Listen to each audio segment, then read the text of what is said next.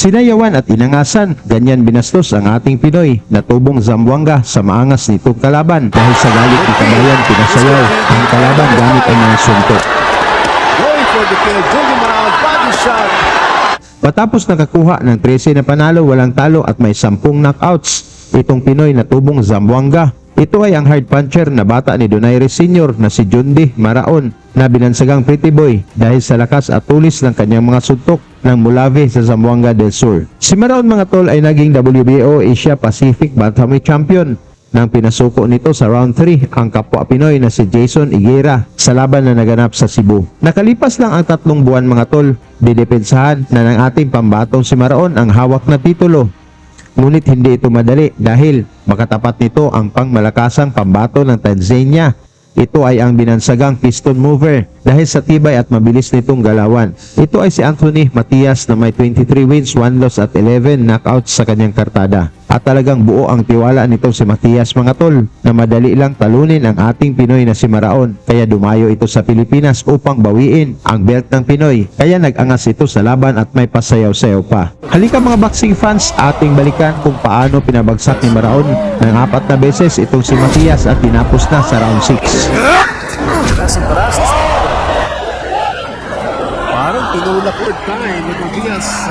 Si Maraon mga tol ay may 13 wins, walang talo at 11 knockouts kontra sa challenger na si Matias na may 23 wins, 1 loss at 11 knockouts. Ito ay para sa depensa sa WBO title ng Pinoy na naganap sa Ozami City. Guys, dito sa 1xBet habang na-enjoy mo ang panonood ng laban, pwede ka ring tumalpak. Madali lang mag-register gamit ang inyong pangalan, mobile number at password. May bonus ito hanggang 7,020 sa una mong deposito. Gamitin mo lang ang promo code na ZAMBO24 na nasa description at sa comment section. 2 minutes lang hawak mo na ang inyong panalo gamit ang GCash, Paymaya at Crypto. Sa pagbungad ng unang round mga tol, umatake na kaagad itong si Matias na gusto nang tapusin ng maaga si Maraon, habang nag-counter lang si Kabayan at pinag-aralan kung paano pasukin ang depensa ng kalaban. Look at that! Hindi patapos si Jundi Maraon. Mula sa palitan ng kombinasyon mga tol, bagsak si Matias ngunit nagpakita din ito ng tibay. Hindi patapos si Jundi Maraon. Hindi patapos si Dennis Principe. Isang straight ang binigay ni Jundi Maraon. And that was the same punch that scored Jason Higuera. And now, Jundi Maraon. Going for the kill. Another left by Jundi Maraon. And medyo natulas doon si Jundi Maraon. Now he's going for the kill. He knows that his opponent is in trouble. But he should take it easy. He can never be confident against his opponent. Bumabalik yung African, ha? Yes, bumabalik si Matias. Look at that. And Pretty Boy showing by Jundi Maraon. That left is really cool. Talagang malakas rin. And Matias is Jace. Body shot by Maraon. Another left by Jundi. And now Jundi going for the pin. Matias is in deep trouble. Jundi Maraon going to the midsection. He gets stuck there by right. Pero maganda yung ginagawa niya yun. Nag-iingat din siya, no? Hindi niya pino-force. Marami ng malalakas na suntok na tumama itong si Maraon ngunit gumaganti din itong matigas na si Matias. And Matias missing a left, or rather right. Jab by Maraon. Nagulat ako na yung Afrikano sa straight. I think he has a problem. We're only 1 minute of this encounter. Right there by Matias. Be a short night. Jundi Maraon. This is regional title. Counter left to the body by Maraon. Pretty Boy, pretty much in charge of this fight. Right by Matias. Left jab. Now Matias using his left jab to ward off. And the rail and the attempt around to connect that left. He again connects with a strong left combination body shot. Everything being thrown now by Jundi Maraon. And the round on. Sa round 2 mga tol, agresibo na itong si Matias upang makabawi mula sa pagbagsak, ngunit hirap niya patamaan si Kabayan. Bantamweight. Malaban ako. But you know, we have discovered something. Maraon could make the 115-pound weight limit. Mas mababa pa. Yes. Waiting for the right moment. Exactly what he did in the first round when he scored that knockdown. That's more of a slip. That's actually a clear slip. Combination by Maraon. Binabantayan na ni Matias ngayon yung kaliwa ni Jundy Maraon. Oo, pero nakakalusot pa rin, no? Katulad doon.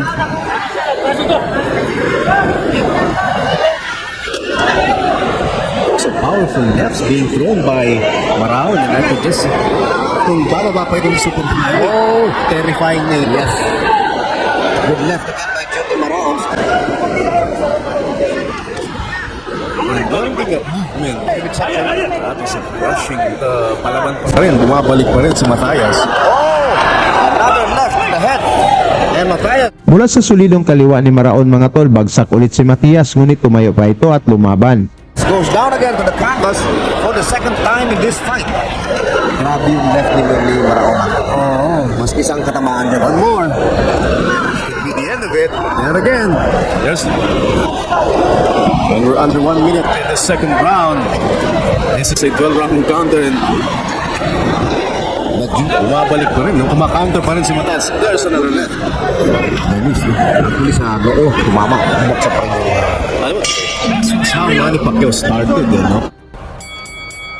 Sa ikatlong round mga tol, naging mainit ang palitan ng suntok ng dalawang fighters, ngunit malinis ang mga pinapatama ni Maraon. He's got power also sa kanan. He's now using his right hand, especially those body shots. Good left there by Matias. That was a good left jab. Stinging left jab. Stinging left, yes. He's using that. Gamit na pang-counter doon sa kaliwa ni yung Umatake na si Matias na gustong pabagsakin si Maraon mga tol, ngunit mapaatras ito pag masalubong ang malakas na pinakawalan ni Kabayan. Oh, pamay Matias. Pamay jab. dalawa. Body shot by Marao.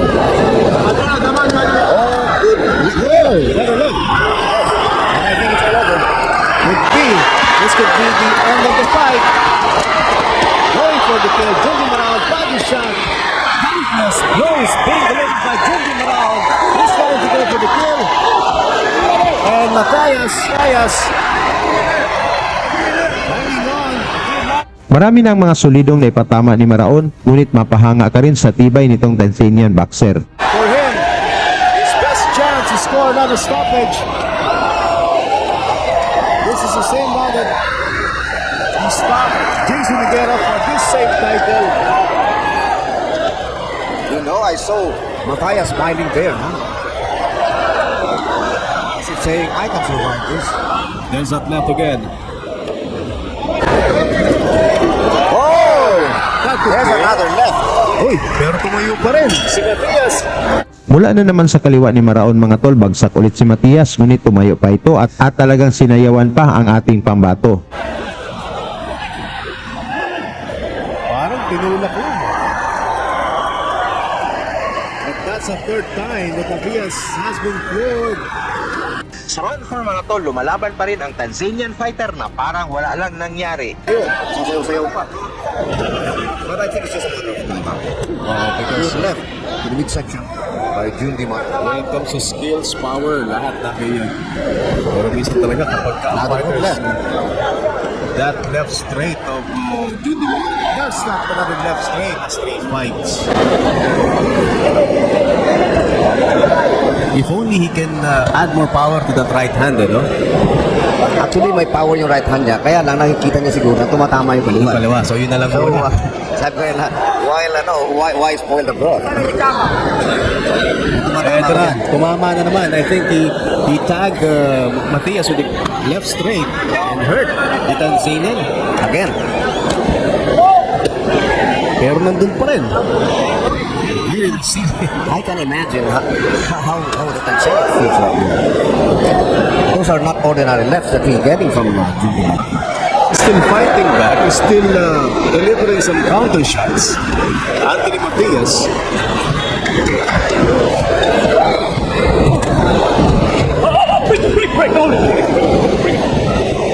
Matias in black, Brown in red. The undefeated fighter from Raymart. Sa round 4 mga tol, gusto nang tapusin ni Maraon itong Tanzanian boxer. Ngunit ibang klase talaga ang tibay nito. Pag tinamaan, mas lalo pang tumatapang. Patience. Alam niya, masyado matibay itong Tanzania. Combination by Maraon. Sumabot na yung long ng Tanzania. There's blood dun sa ilong ng Tanzanian.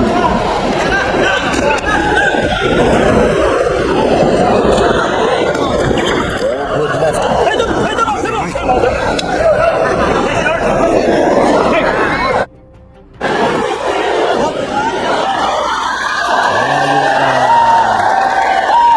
Mouthpiece ni Matias.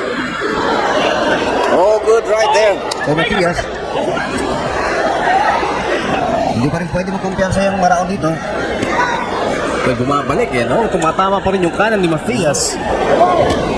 There's again the right by Matias.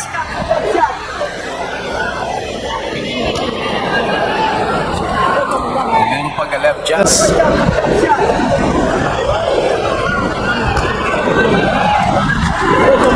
Meron pag left jab si Matias. Before that, he connected the right straight. Sumabot na yung long ng Matias agad. The patience of Marang being tested here.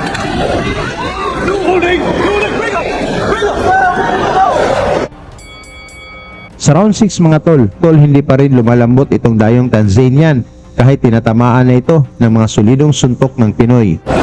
Yes, from Jundi Maraon. Katulad dun, sana naman, pinatama ni Jundi Maraon. Maraon in control of this fight. Combination by Jundi. Still Jundi Maraon. Pinatay. Umatake na itong si Maraon mga tol na gusto nang tapusin itong matigas na si Matias. Reactive with his left jab. Kahit pa paano nakakalusog.